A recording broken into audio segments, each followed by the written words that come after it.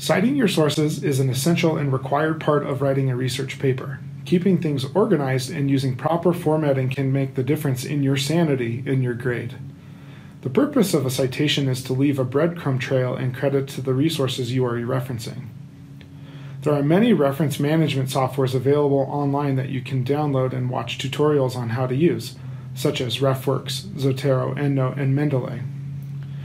This tutorial doesn't cover these, but rather how you can find citations supplied by the catalog and databases right at the point of contact you are already making when you are reading and researching online.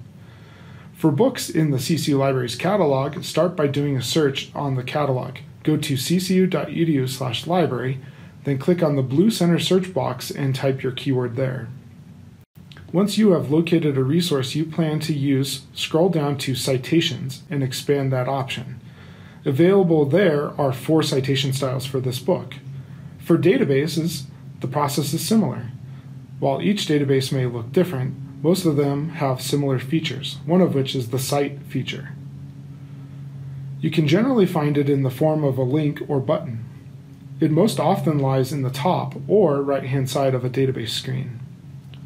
This citation feature allows you to cite your sources in multiple formats. Simply copy and paste the one you need. Do note that this citation creator in any database or catalog is imperfect, and while very close, doesn't always create a citation that you will end up using.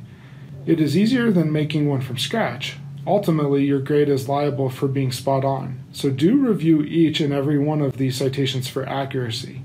If you need help with creating or editing a citation, please consult the style manual in which you are writing.